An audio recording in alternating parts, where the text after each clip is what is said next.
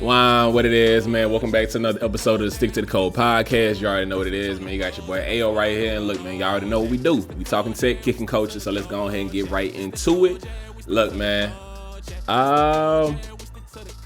AI is going crazy. AI, artificial intelligence, is doing a lot. Now, I ain't gonna lie, I'm a tech person, obviously, so I'm like all about, tech doing more, want to see stuff evolve, have more things going on with it. But I am also a firm believer in Terminator. I do not want to see these artificial intelligence get so smart where they are aware of themselves and they doing stuff.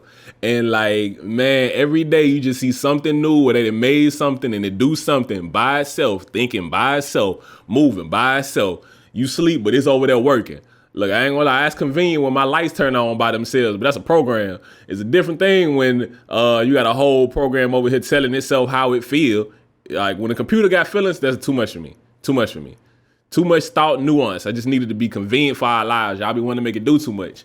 Why am I bringing this up? Because people making too much. You got like stuff like the Facebook. I don't know if y'all remember from like a while back, like Facebook had a robot making its own facial expressions, looks like a real person, having its own thoughts, having a conversation back and forth between two robots, so much to where they stop using human language and communicating in their own language. Like, man, fuck all that. Like, hey, dumb your ass down, computer. And so, like, one of the things that I recently seen coming up, which don't get me wrong, it's dope as hell. It's dope as hell, but it's just like in my mind, like, damn, the AI over there doing a lot. That's more than I thought it could do. And it's text to image artificial intelligence, which is pretty much is exactly what it sounds like. You type in words, you just put text, you don't need no type of images, and tied of a program, and the program takes a little time and it puts out an image completely brand new based on just your words. That's a lot. That's a shit lot. So, I mean, like I say, it's super cool. So the main company that's been kind of like leading the charge with this is a company called, I think Open Source AI is the name of the software that they have, and DALL-E is the program, and DALL-E 2 is the most recent version that they have right now.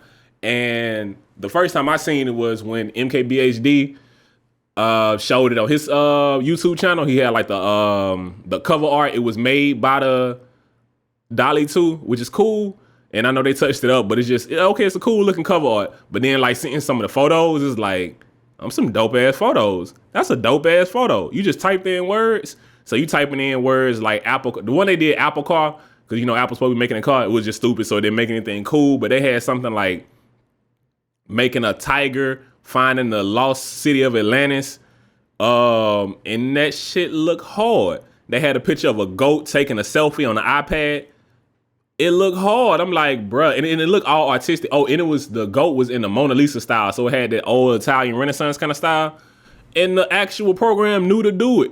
Over there putting hands on it. Like, I mean, you got to type it in and look at it. Like, check out his video. He got some dope stuff on it, and I've seen other people having it. It's Reddit threads who have people who are using it. And this is the type of thing to where everybody don't have access to it, because obviously you can type in a lot of stuff and make a lot of things look a lot of type of ways. But it's like crazy. So like you can just type in this is just me spitballing, giraffe dunking between the legs over Shaq. And if it got enough information in there, it's going to show, Shaq, Shaquille O'Neal is going to have a picture of him underneath there with a giraffe going between the legs, dunking over Shaq. And that's just crazy. Like, in fact, I can just type that in and it just make it up. Or if you show a picture of a hat skating, rolling the skateboard down the road, I don't know, I can't even think of that. I'm losing it. But what I'm saying is you can just type in anything and you give it about 10 seconds and the program makes up a whole image, like brand new. This ain't based upon anything. Brand new, well, it's based upon like it's information about stuff, but it's not using any kind of real picture, just making its own picture. And the pictures look good for the most part. I know the DALL-E program was kind of bad with, like, it'll kind of like mix up words. So if you like tell it to put a word on there, the words will kind of be mixed up a little bit, but they all look great. I didn't see one picture other than the Apple Car thing that actually didn't look good. So it's amazing. And like I said, it's just scary. You got AI doing too much. And I think off the hype of that going on, Google announced their Google Imagen, which is they're basically same program, same platform, just doing the same kind of thing, but kind of being like, hey, look, okay, that's cool what they doing, but just we ain't told y'all about it, but what we got going popping over here is way better. And from what I seen, I don't want to say better, because obviously what Google put out was their curated pictures from what their program did, so you don't know how much it is. You can't really judge anything until it's in somebody's hand. Like, I can't judge a phone based on what you give me a picture of. I need to have it in my hand and see how I like it. And so that's the same kind of thing with that. So Google put out that, but from what they put out, looked great. Unlike DALL-E 2, it was doing great with words. So if like it said put Imagen or put some type of words in there, it was on there. It just looked amazing. So like if you ain't checked into it, like I definitely recommend like checking out DALL-E 2 and checking out Google Imagen, because both of them are really great looking programs. And I think it's cool as hell, like having those kind of things happen, like a program that's able to just type in words, like even if you're not using the images, just to give you inspiration and get a visual. Because sometimes, you know, like you might have something in your head and it's hard to get it out, and like to be able to just type in words and like actually get a good representation of what you want. Because sometimes when you explain it to a person, they have a little bit more trouble getting the nuance of it, or like even getting the basic idea, because a person gonna get that nuance better, but that program probably just, hey, I can get a general idea. And you know, I feel like that'd be something dope to start with. So I think it's cool, but again, gotta watch them damn computers. Staying on Google, what we got going on? Google got the Google been Googling. So pretty much, if you know anything about Google hardware, they tend to get leaked. And so Google been lately just letting out their products way in advance. Like, okay, y'all gonna leak our stuff? Nah, I bet. Don't worry about that. We gonna let y'all know what it look like way beforehand. And that's the same thing Google done the past few years. And Google did that recently at Google I/O, like I talked about. They showed us what the Pixel 7 gonna look like, because it had been leaking out. And you just got a full view of the Pixel 7, Pixel 7 Pro that's supposed to be coming out later in the fall. I still want to know if they're gonna come out with it in September or October. I'm seeing you, Google. But yeah, so they announced that. But recently, this past week, there was a post that kind of went around on the internet of somebody on eBay who was selling a Pixel 7 prototype. And it looked exactly like the Pixel 7. Now, obviously, there's no way to verify it until you actually have it in your hand. But like the person who had images of it that they uploaded was showing like it loading Pixel software, different things. And it looked like Google tried to get ahead of it, and somebody still got leaks going. Now, I wonder if that's Google leaking their own stuff, or if that's a just a random leak that actually happened to happen and somebody got caught slipping with a prototype. Because the person also said that they had a Pixel 7 Pro, and if you look at the images, like if you look up the Pixel 7 prototype eBay and you find the images, you'll see that one of the pictures has a reflection on it, and you can kind of see somebody using a Pixel 7 Pro, or it looked like a Pixel 7 Pro that they took a picture with on it. They wound up pulling down the post. The eBay seller, I don't think it actually got sold for the Pixel 7, though they say the Pixel 7 Pro sold. But it's just something I kind of like wonder, like, man, either y'all just trying to leak everything y'all got, or y'all can't hold water over there at Google hardware team. It's like everything y'all thinking about come out. So it's like, but y'all had like other cool stuff like the AI glasses. Nobody knew anything about that. Nobody seen anything. It's like, what y'all doing? Like, y'all can hold water over here, but you can't. Like, get your teams together, baby. Also, another thing with Google, they announced that, well, they didn't announce, but it's kind of been rumored, and it's like some kind of leaks information that the Pixel, they were talking about doing a Pixel folding device. I personally didn't think it was coming out this year anyway, but it looks like that'll get pushed back to 2023, which I feel like kind of fitting the vibe of when they supposed to be having the Pixel tablet and all that stuff come out. So nothing really too major to me right there. And the other thing with Google that they have, which matters a lot to me, I don't know how many people out here use Android TVs or specifically the Google TV software. I got it. And in our house, we done had the Google TV the Google TV with Chromecast, or the Chromecast with Google TV, since it first came out. And one of the first issues we noticed in using it, you only get one main profile on there. And it's supposed to be similar to like having like a Netflix or a Disney Plus or something, where you got your own watch list. And if I got a watch list, me and my girl don't watch anything like that. We watch some stuff the same. Like, we both watch anime. We both watch action, fantasy movies. But I like watching rom-coms sometimes. You know, I ain't gonna explain to y'all why I like watching rom-coms. Maybe if y'all stay watching this podcast long enough, I'll explain it there. But I like watching rom-coms sometimes. But she like watching scary movies, and I ain't finna watch a scary movie. But hey, she add that to the watch list. Now my watch list messed up, and you know sometimes having a bad messed up watch list can mess up everything. So the fact that they supposed to be rolling out over the next few weeks to what now on the system you can have a different profile, you can select a different profile on there, which I feel like is great because before like either she half the time didn't even want to add anything to the watch list because you felt like it wasn't her watch list, and I don't blame her. So that's a good thing that Google got going on. Staying on the streaming side of things, Netflix. I talked with y'all last week about the fact Netflix had a lot of layoffs. Netflix got a lot of changes that they're making. And one of the things that I kind of found out looking into it a bit deeper is that Netflix, in those layoffs that they had, as I said, over 150 full-time employees as well as contractors doing different businesses they had for them, they lost a lot of those employees. And something that kind of seemed to be a bit consistent across those layoffs was that a lot of them were people who worked in diversity programs for Netflix.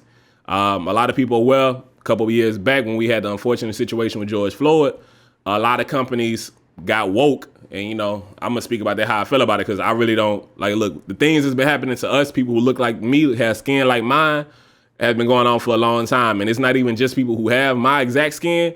Like, you may not be this black, brown skin that I have. You might be a different shade. You might be a lighter shade. You might be Asian. You might be Latino.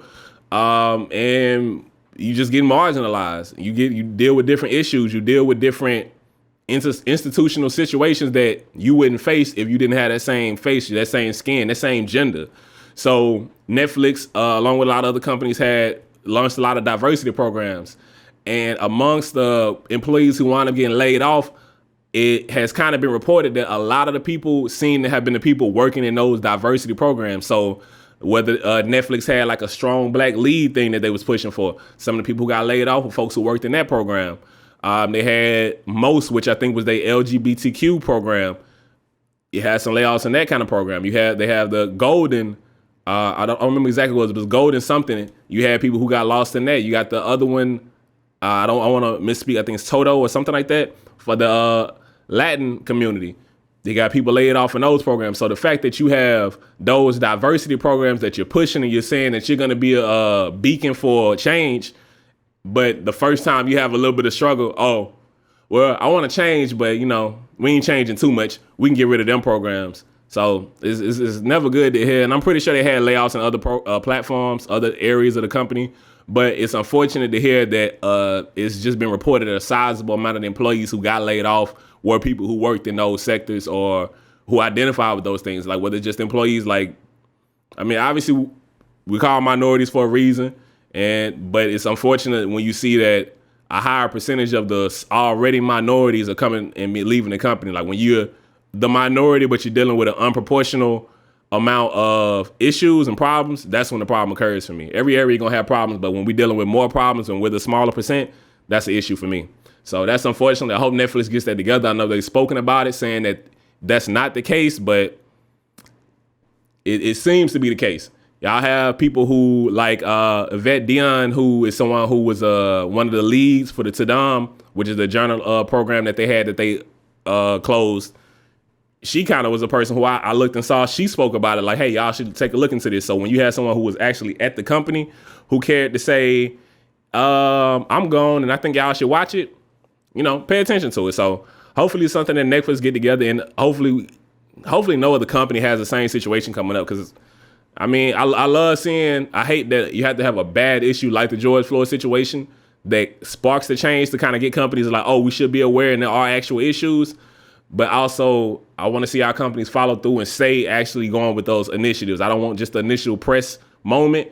Like, stay with it. If something you deal with a hard time, hey, look, the reason why you had that diversity moment is because you saw another section of this country, people in this country dealing with an issue, dealing with a hard time. When your company has a hard time, don't show me that your hard time is going to be like, well, I don't care about your hard times anymore.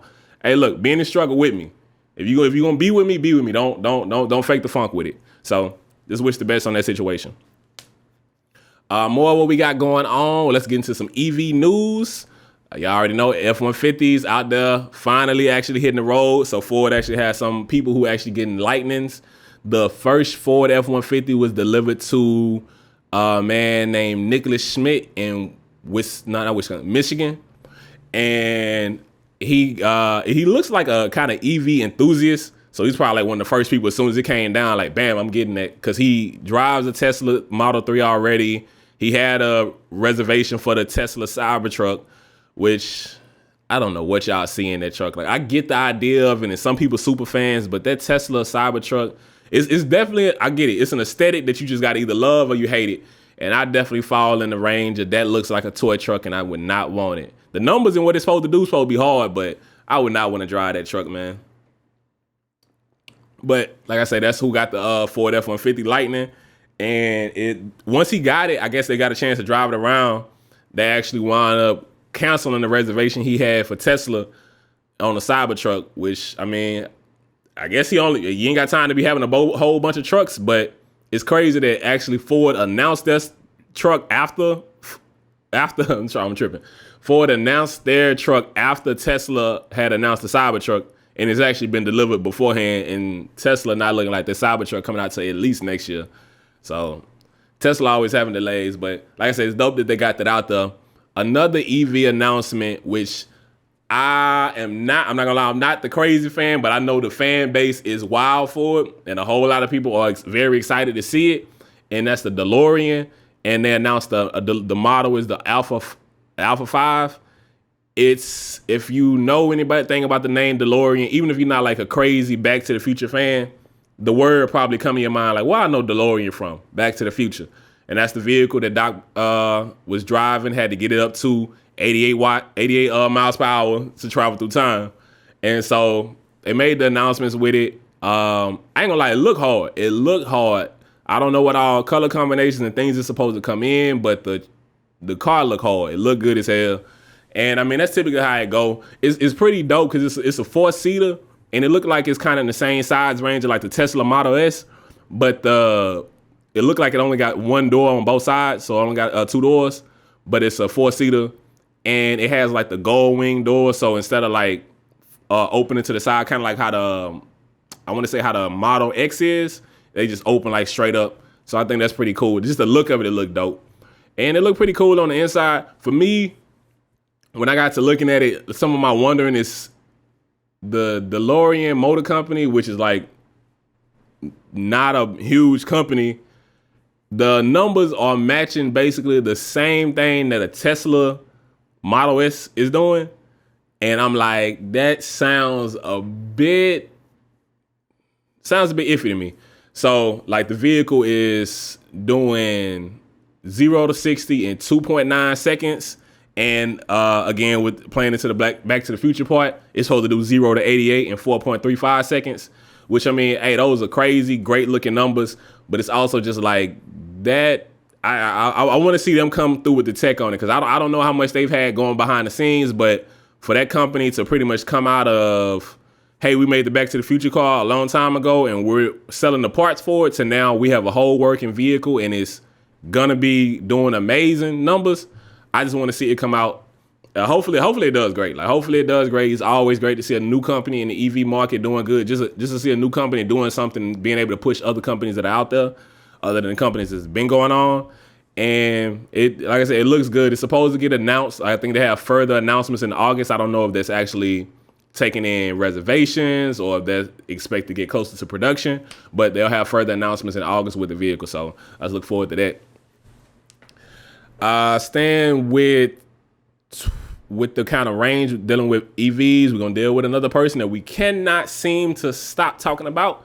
I can't seem to stop talking about. He just keep coming up. He's always got something going on, and it's mostly with this Twitter deal. You got Elon Musk.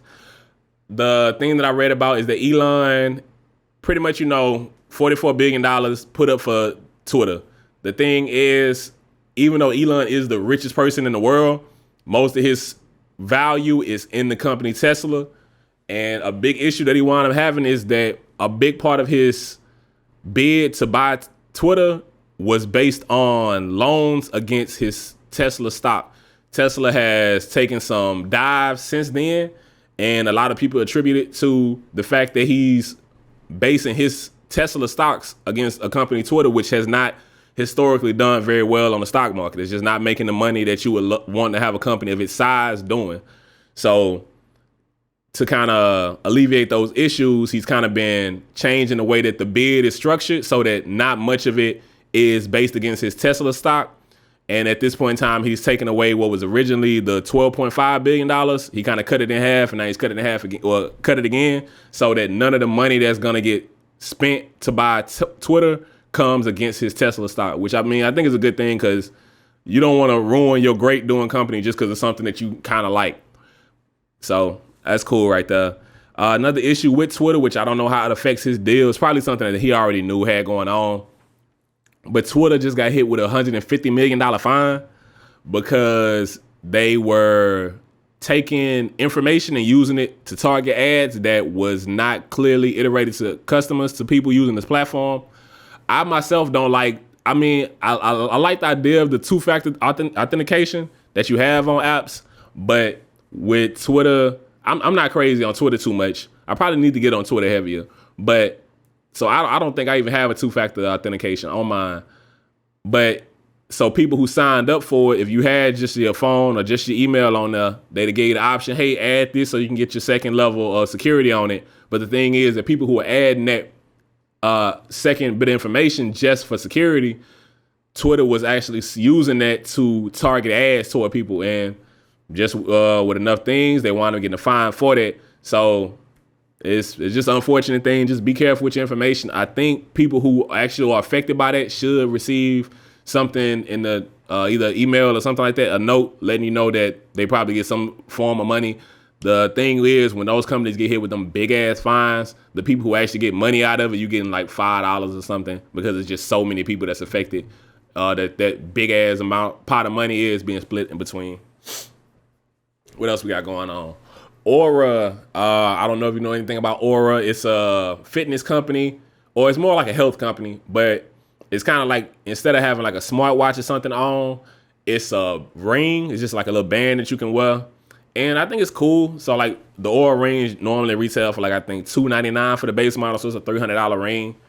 And it seemed pretty cool. Like that way you don't have to like deal with the pressure and everything of having like a watch on. It doesn't have a face, but it just kind of still gets the biometrics and the information. Well, not biometrics, but the information on it to kind of let you know what your steps are looking like, what your heart rate's looking like. So it gets a lot of information. But the thing is, they just announced a collaboration with Gucci for a $950 ring version, which in my mind is like, do y'all thing. That's felt like overkill, like a mug, but you got people who got the money for it. It kind of remind me of like when Apple was kind of first doing the smartwatch and they was announcing like the 24 karat gold version of it. That was like way more money than the regular versions. Like, yeah, you might gonna get a few people to buy that, but I don't know how many people really finna buy that like that. So we gonna see how the Oura deal do. It's not at the same level as like Apple smartwatches as far as people having it, but I'm pretty sure among that community that they got a lot of people who probably into that, so it might work out decent for them.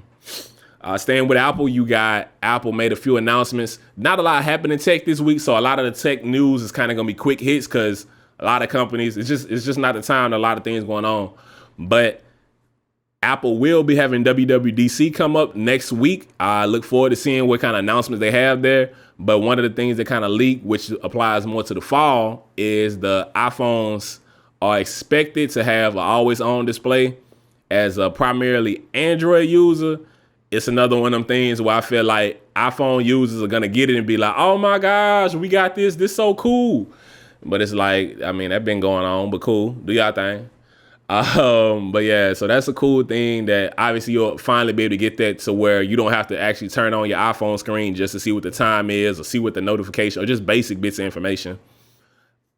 And I think that's just an Apple thing. Apple slowly brings out the small bits of iterations of information, like them just now last year getting the 120 hertz refresh rate on the screen. So it just feels like an Apple thing to just kind of slowly slide that out. Samsung been doing it forever. But also another note, this is more of a small thing. And I wonder if it's going to play into WWDC when it comes out next week. But Apple filed a trademark for realityOS.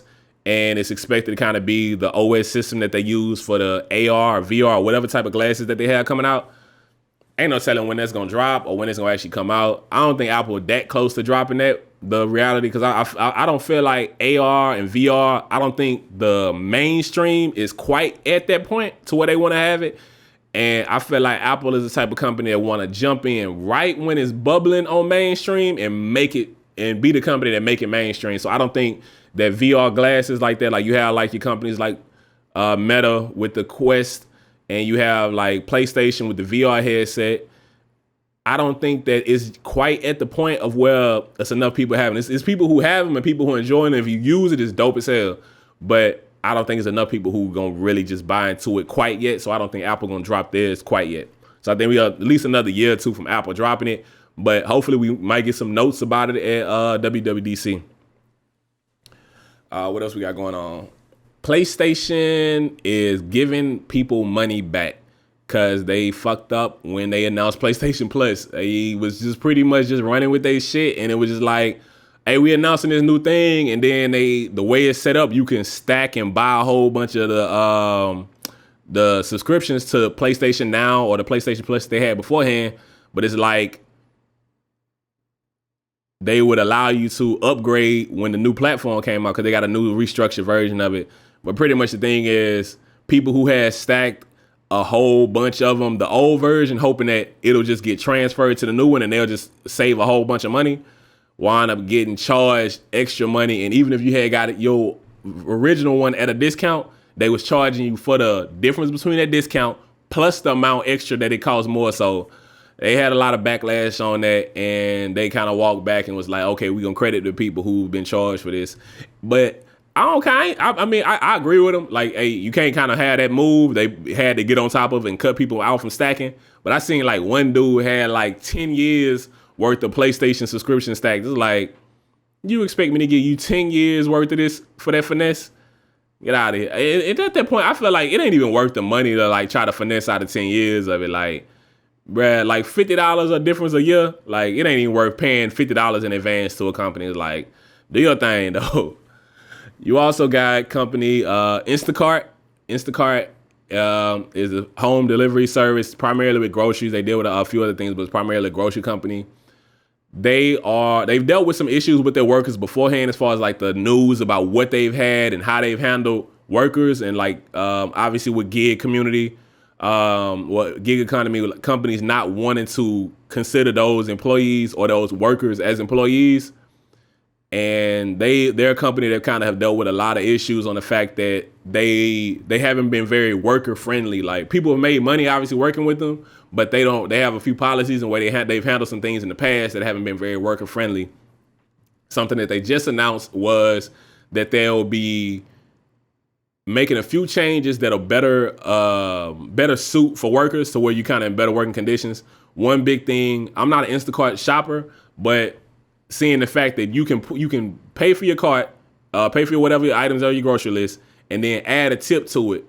Now, you can pay for the tip in advance, but the thing is, you can take the tip away. Like, if you're the buyer, you can take your tip away beforehand. You had like up to 3 days to take the tip away, which is like bullshit. Like, if I done came here, delivered your stuff, done your food, and now you're like, I don't think I like them, and you can just take the tip away. And that's just something that some people were doing as a way to finesse workers out of things, like putting a big tip on there and just taking all of it out. And it's fucked up. So I'm happy that Instacart has instituted at least some type of system to where you can go against those. Their way of doing it is, if a customer does that, you will be guaranteed at least $10 of that tip. So they'll pay $10. And I mean, that's a good thing to at least get some type of security, but it'd be like messed up. You got like a $30 tip and somebody take it away and you're only getting 10. So, I mean, it's good to come away with something, but it's crazy to like deal with like customers who will be doing something like that. And it's just a wild situation with people and the things that they'll do to finesse other people.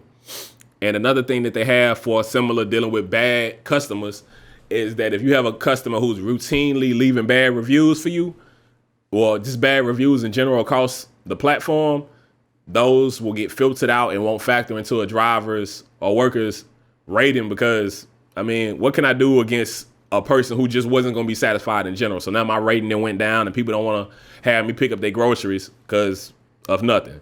So I think that's a good thing that they're doing now. Getting back on some of the streaming news, you got Disney, who announced like a full slate of a bunch of Star Wars things coming out. And they just had the Star Wars Celebration, which I don't really get why it was at the end of May instead of being May 4th. I don't really get why y'all didn't play into that day and have y'all celebration that day. Maybe they weren't ready. But so they just had that go on. I watched the Disney, well not Disney, I watched the Star Wars whole series. Like I watched everything on it. I watched episode 1 through 9, but I have not got a chance to get into actually watching the Star Wars TV shows. And a part of it is just like the same reason why I haven't watched the Marvel TV shows. It's just too many damn TV shows coming on. Like I don't want to mix up too much a movie series that I'm watching with a bunch of TV series.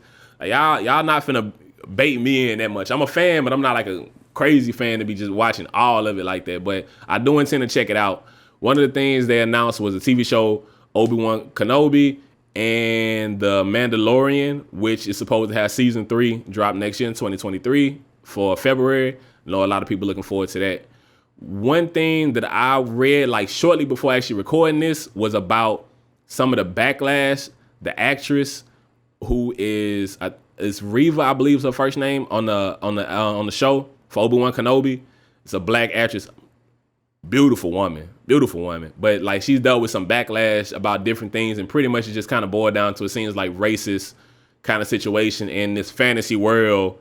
Just people having an issue with the fact that you have somebody of color in this fantasy world. Like, why is your imagination limiting me? Your imagination not limited in what can happen, but it's limited on what they can look like. Like, come on, man, you got to get that together. So it's unfortunate that you're dealing with things like that, but thankfully Star Wars posted, like when she kind of voiced her opinion about dealing with some of the things she dealt with and the backlash with it, is that they shortly after came out with support. Hey, we don't want to deal with any racism. We stand with her. She's great. She's doing amazing. And we're going to have a great storyline unfold for her.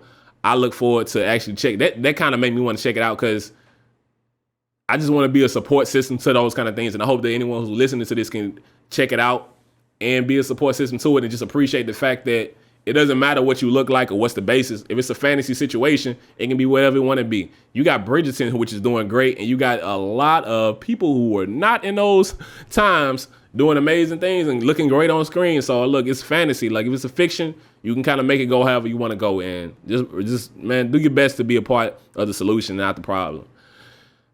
What else we got going on? Stranger Things, like I said, Stranger Things 4 just came out. One of the things that they announced, or not announced, but they had added to the intro for it is related to the unfortunate situation that happened this past week that I'll be getting into. Is they added an intro for the first episode.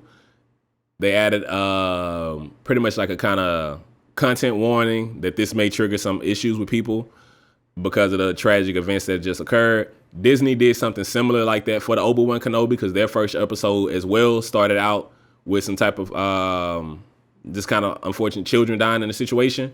Disney added theirs to the description. Netflix added it on the actual video content. But I think it's great that those companies did that, because, you know, I mean, when something tragic like what has just happened, people do deal with a lot of just mental stress. Like it's traumatic just dealing with those situations. And like even beyond, like, I mean, just someone like myself, like imagine having a child and the child having to go to school. Like I don't have a child who's in school, but I have a niece who's in school. I have a nephew who's in school. And just the idea that the things that can happen are just like something that they regularly deal with. Like I know we dealt with our regular warnings and, you know, you got a fire drill and things, but just I've never done a shooter drill, like a drill to prepare for the fact that there may be a shooter on campus and where to hide at. I never had to experience that in school. So it's just so unfortunate that the youth have to deal with something like that. Like that's something you have to prepare for because it's happening so frequently. And it's just wild. So obviously I'm speaking about I apologize if I say the word incorrectly, but Uvalde, I believe, is the name of the city in Texas where you had this the shooting that happened over the past week, where 21 people lost their lives, unfortunately, at that school. 19 of them children, 2 adults. And the name of the school is Robb Elementary, and it's a 2nd through 4th grade school. Like nothing but babies at the school, 2nd through 4th grade. Like I mean, any live loss is just amazingly devastating. But the fact that you went to a school with nothing but babies, it's just saddening. And the fact that the person who did is an 18-year-old high school, like why are you coming here? Why are you coming and taking this future from this so many lives? So I mean, I pray over all the lives who were lost, anyone who's dealt with any situation from that, everyone, like even people, even if you don't go to that school, you're not in the city. I live in Texas. I don't live in that area of Texas, but just in general, like that can be traumatic as a second, third, fourth grade or whatever grade. Like just reading about that and having to deal with this trauma of that might not have happened at my school, but that could have been my school. So, man, you just gotta pray for better within everybody in this community, man. It's just crazy. The world's crazy. I believe in all amendments, but I do feel like there's a limit on the amount of things that you should be able to have weapon-wise. Like, I believe there's a bit of protection that you should be able to have for yourself, but there are just some things that there's no protection need for that. There's no everyday protection need for that. Because the only person you need to protect yourself with an assault rifle with is another person with an assault rifle. That's the only time you need that much more firepower to protect yourself. We ain't at war. This is just in the city limits. This is just within the country, man. You don't need those kind of things. You don't need to have access to it just whenever at anybody. Like there should be this should be a mental requirement to be able to get that. So it's just unfortunate for every life ever lost. One super tragic thing that I read was about a little girl.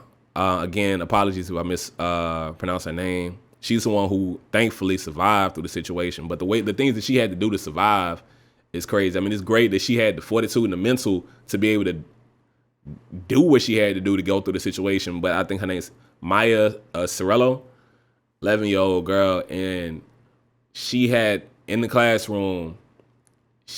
Her laying on the ground, and she had to, or what she did was had a friend of hers who had been shot, one of the people who were lost, and taking their blood and rubbing it across herself and laying on the ground to play dead to kind of ensure that she doesn't get shot, to ensure that she survives through it. I mean, just imagine, like, I don't care what your age is, like, imagine dealing with that at any point in time, any age. Like, at my age, I know how traumatic that would be, like having to actually deal with that. Now imagine you at that age and now you have to go through the rest of your life. They don't have any more. I'm pretty sure there's no more schooling in that probably district in that city for the rest of this year. But you got to come back to school and you got to go back to do things at some point in time. But you dealt with that in a classroom. So it's just like, it's only so much I can say. Like I thankfully was not involved. I don't have anyone involved, but I pray for every life lost in that situation.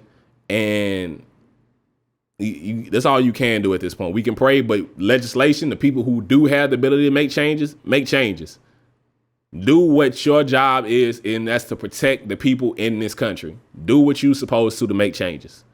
That's my bit on that. I don't want to get too much into it, but I pray for every life lost, and I mean that. All right. What else we got going on?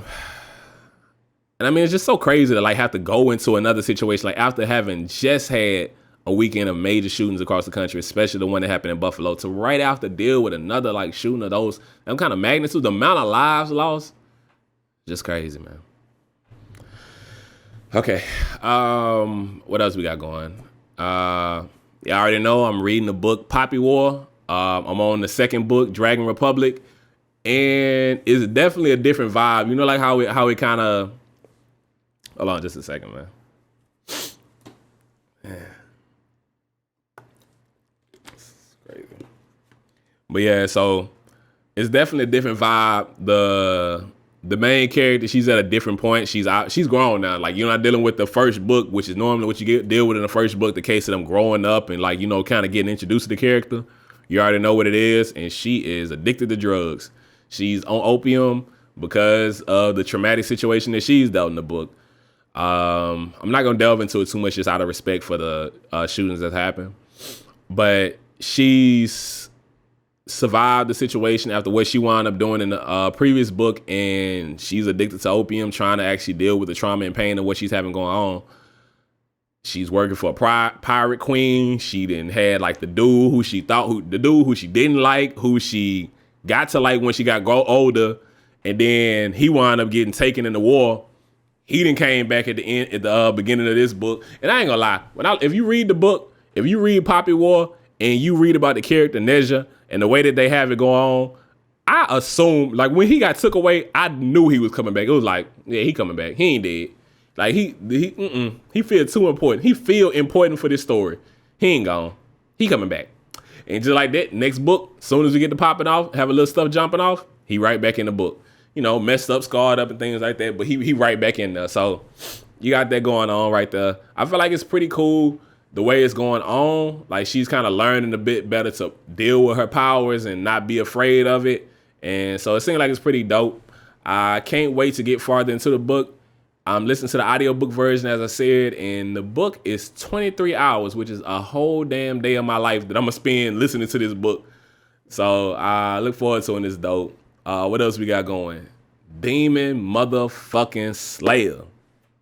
If you ain't watching anime or you ain't watched Demon Slayer, I definitely recommend you go check that out. The past season, I just finished up season 2, Entertainment District. Hard. Like, I mean, sometimes, you know, with stories, you kind of get an expectancy on what's going to happen with the story. And you're like, okay, this is going to happen. Oh, yeah, this is going to happen. And even though I knew, like, you know, hey, they're going to win and they're going to kill somebody. But the way that they did it, the way that they wound up killing the demons, super unexpected. Like one, hey, this got spoilers. So if you watching Demon Slayer or you haven't checked it out, this going to have spoilers involved in it. So you got the demon that they wind up catching, upper 6 demon. I thought was gonna be one. You got a chick, then her brother come outside of her body because she get killed, but she don't get killed, and she come out and her brother inside of her, and then it's like, damn, I thought I killed her. She good. Oh, he the real powerful one. He protected her. They really brother and sister. That get wild. Then you have the Hashira, and it's like, oh shit, damn. Why is you killing all the Hashiras? I was like, at a point in time, I'm like, okay, so that's the series. They gonna every time we get to a new one of the upper 6, you gonna kill one, you gonna kill a demon slayer, you gonna kill a Hashira. That's what it looked like. But thankfully, you had the Hashira end up at the end, not dead, and you got to deal with a couple more. What's the word? You deal with a situation that's not typical and especially like American situations, because polygamy is so often looked down upon. But the fact the dude had 3 wives on there, and they actually like, hey, look, we all love him. Look, man, people got different love languages, different love situations, and I think it's dope that he has 3 wives on there, and it's a happy situation, because historically you've had a lot of situations like that. Now, me personally, polygamy ain't for me. If I'm single, I'm singling it up, but if I'm in a relationship, as I am, look, man, I'm good. I'm just one woman over here. But I think it's dope that they had that going on. So that was cool as shit to me. Just the fact that so many different things, the way it wound up happening, having like people like, oh, you're almost dead. No, you ain't dead. You're back. Everybody coming in, everybody with the attacks. I'm like, hey, look, this shit was going hard. Shit was going all over the place, but it was hard. So y'all definitely check out. If you have not, which I don't know, if you watch anime, I feel like this is almost like this big a chance that you can watch anime and not seen Demon Slayer, because the artwork is amazing throughout, stayed dope all the way throughout. Like they play into the great looking moments as well as the moment of when you need to dial it back and look simple at the right time. So often they play up and down right when they supposed to. It's like a very amazing looking TV show. So it's definitely, I want to say Demon Slayer cracked my top 5 of anime. Now, again, like I told you, I don't have the craziest long anime list, but Demon Slayer just had done enough to where it cracks my top 5. It's just so much that goes on. The storyline, artwork, amazing.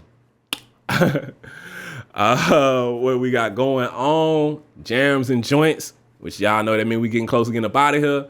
Man, look, riding out this past week, riding with my niece, and I'm not gonna lie to y'all. I don't know what I was thinking. I don't know what I was thinking or why I thought this was the case.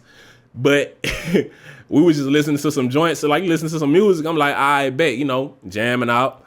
And then I'm like, all right, let me play some older stuff, see what she know. I play something, she like, nah, I don't know that song. And then I play one, she like, hello. Yeah, I heard that one. I'm like, all right, where you heard this one at? She like, I don't know, I just heard it. I'm like, okay, this song is like early 2000s. So I'm like, okay, if she heard this song is older than her. So if she heard this, it had to have been like at some kind of place, like somebody had to play it. So I'm like, they play this at like a school dance. Instantly, my girl was like, bruh, no, they are not playing this song at a school dance. And if you don't know the song I'm talking about, it's called Just a Dog by Big Mo. What you know about that? Look, man. Hey, look, man. So anybody, any person who listen to this who not in Houston, you definitely got to get on Big Mo. Like, Big Mo was like, I mean, not even just a Big Mo, like just a screwed up click and everything about like Houston and just the music, like the vibe of like that singing kind of joint. Like Big Mo really was singing on some tracks, man. Like rapper, but real singing on the track. Like Just a Dog, that man is hitting full notes in the booth. That is not just rapping going on right there. I'm just a dog, don't blame me. Oh, don't blame me. You know what I mean? But yeah, so that's something y'all should definitely check out. I think it's hard as hell. But that Big Mo, Just a Dog, that's the jam and joint of the week. Old school for real. Now, like I said, I don't know if it's, I mean, I know it's not a children's song, but I ain't feel like it's like a type of joint. You know, at a dance, sometimes the DJ be trying to show off their skills, and like we in Houston. I'm in Houston. They might have brought back an old school joint, but she was like, nah, they not playing Just a Dog at the for no high school, middle school dances. Nah. Well, I feel like they might play the high school dance, but not at the middle school dance. But Just a Dog, Big Mo, put that in, ride to it, post something purple. You feel me? You feel me? Don't forget, man, tag Just Water, because I'm trying to get associated with them, trying to let them know we trying to tag up, link up. You already know what it is, man. But on that note, I really don't got too much more to say to y'all, so I'm finna dip out. Y'all already know what it is, man. It's your boy AO every week right here talking tech, kicking culture with y'all. I hope y'all enjoying the shit that I'm kicking with y'all. And I hope that I gave y'all some good information, something that you ain't heard about, something you ain't know about. If you know any tech news, anything going on in culture you want me to talk about, man, hit me back with it. Drop a comment, hit my DMs, hit my Twitter, hit my IM, hit my BBM, just hit me up, man. Just tag it. You already know it's me, AO forever on everything.